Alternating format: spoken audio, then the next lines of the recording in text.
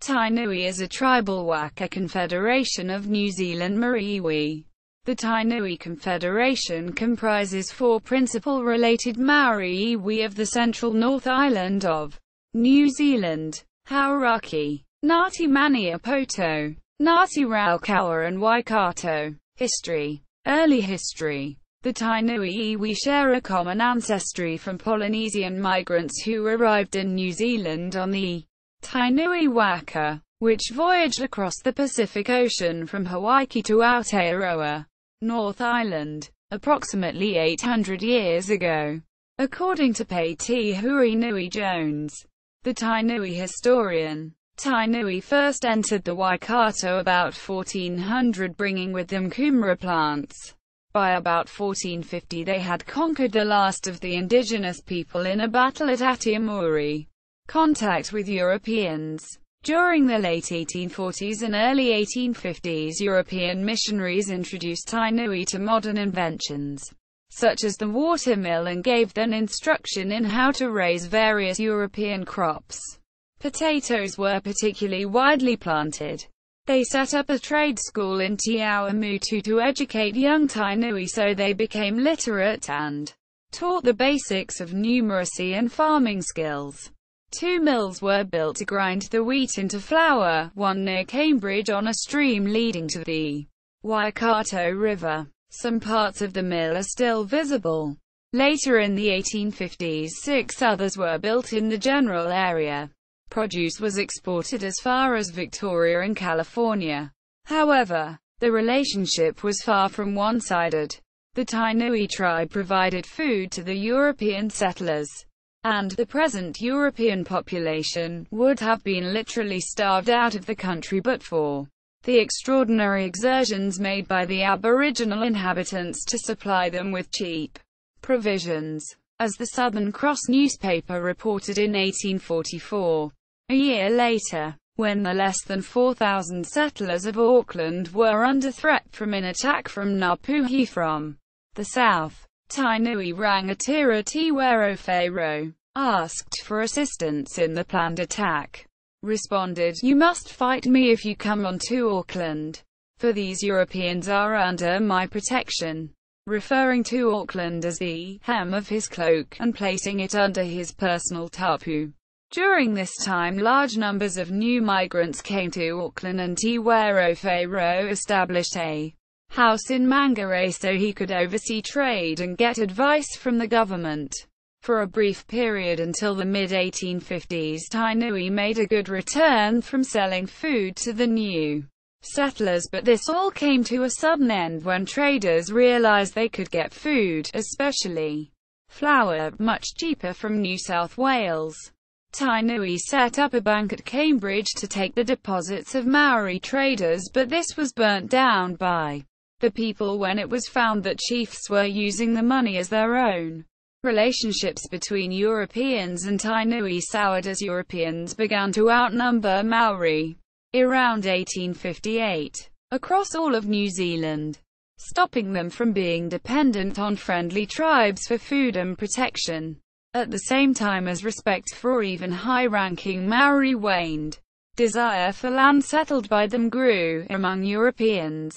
At the outbreak of the First Taranaki War, friendly Maori in Auckland had to be issued with arm badges to protect them from assault. Tainui people were expelled from the Auckland area in 1863 because of their refusal to take the oath of allegiance to the Crown and hand in their weapons, which the governor thought posed a threat to Auckland and the new settlers as it had done in Taranaki. Kingitānga. Tainui were the tribe responsible for the setting up of the Kingitānga in 1858, a pan-Maori movement of mainly central North Island iwi who aimed at establishing a separate Maori nation with a Maori king. The key aim was the refusal of the Kingites to sell land to the government.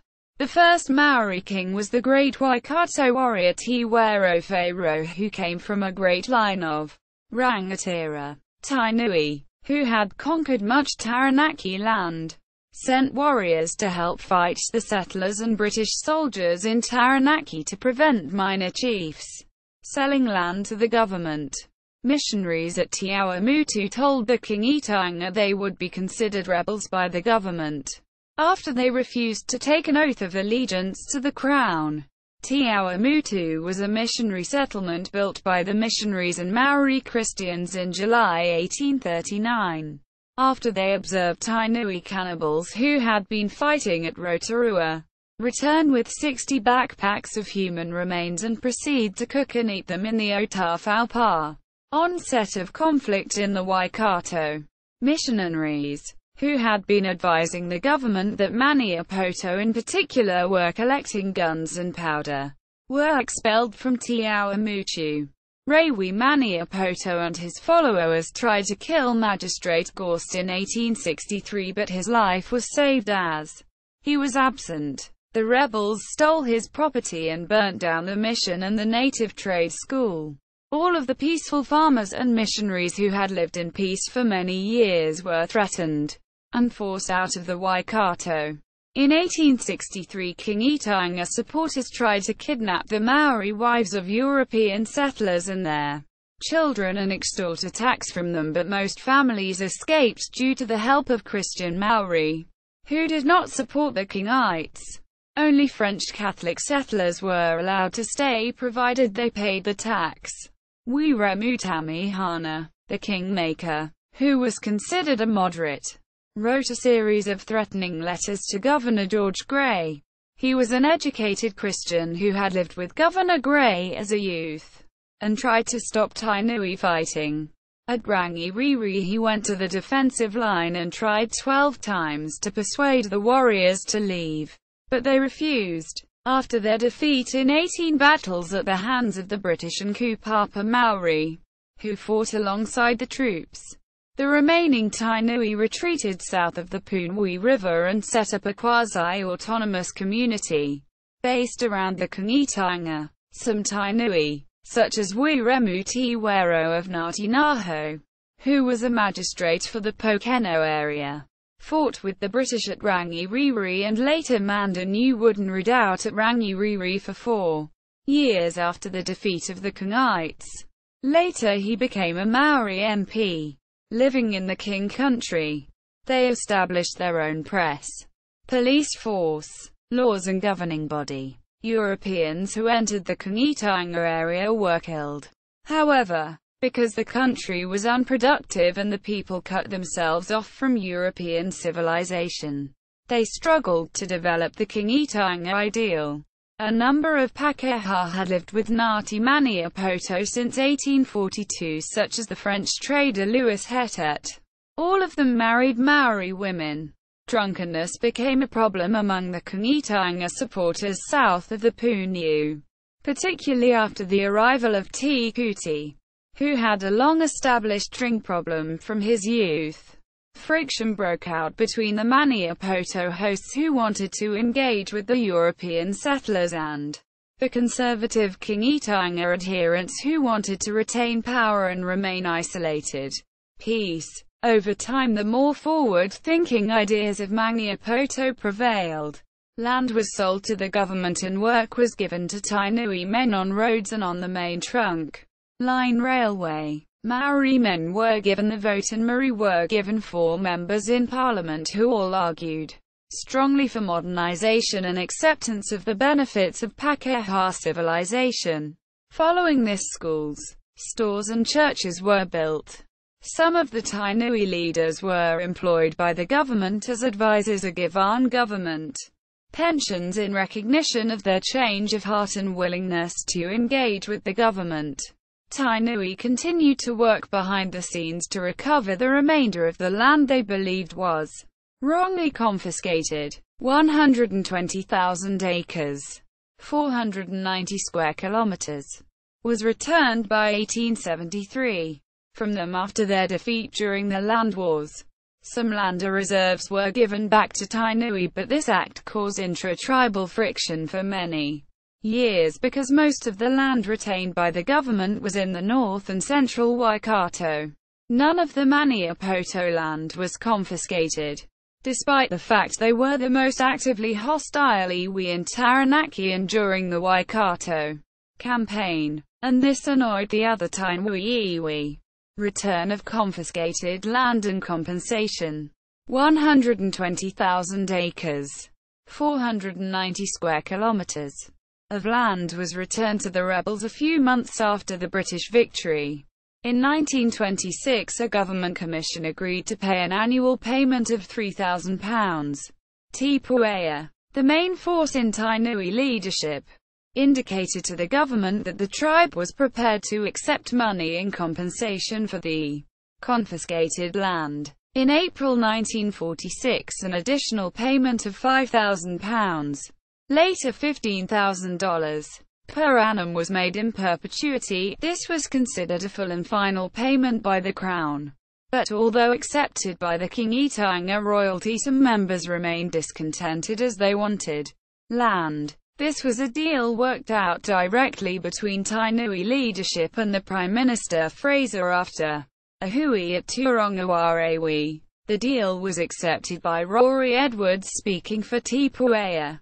Tainui have been actively seeking a resolution to their ongoing grievance over the 1863 confiscation of lands, water rights, and harbour rights. Tribal members were annoyed that the leadership appeared to be frittering away the large annual income on expensive hui. Most of the funds were spent on administration costs, grants to morale for functions such as tangi and entertaining visitors.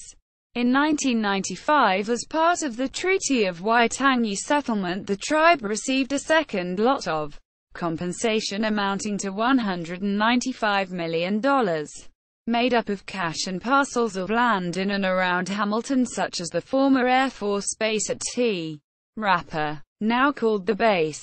The compensation is a little over 1% of the value of the lands taken as a result of the 1863 invasion. Tainui business. At first, many of the investments made were poor, such as a fisheries deal, the purchase of the Auckland Warriors rugby league team, and a hotel in Singapore, which all failed. A financial overhaul and the separation of the Kingitanga from Tainui business enterprise has paid dividends. The construction of the base shopping complex has been a winner for the iwi, drawing many retail customers from the Hamilton Central Business District.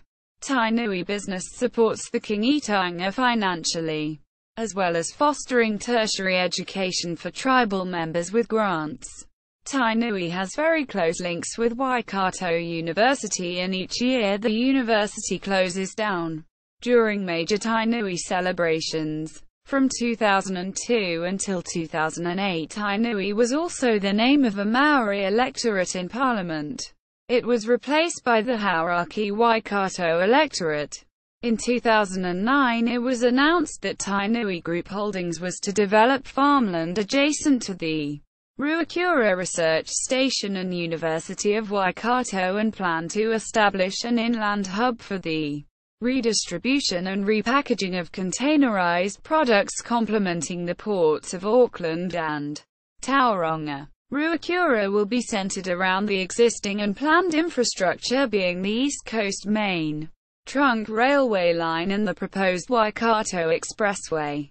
Ruakura is intended to support more freight by rail versus road, thus reducing CO2 emissions and congestion around the ports of Auckland and Tauranga. Tainui have said that this may provide up to 12,000 jobs and will be a 30 to 50-year project. The project will include a 195 hectares logistics precinct, 262 hectares light industrial precinct, 108 hectares innovation precinct, 3 retail areas, 1,800 mixed-density houses, and over 60 hectares of public open space for walk and cycleways, ecological and stormwater functions.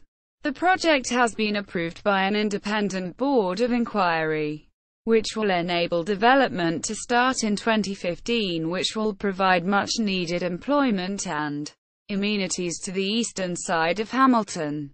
In 2008, Tainui started work on developing a luxury $10 million resort at Lake Taupo.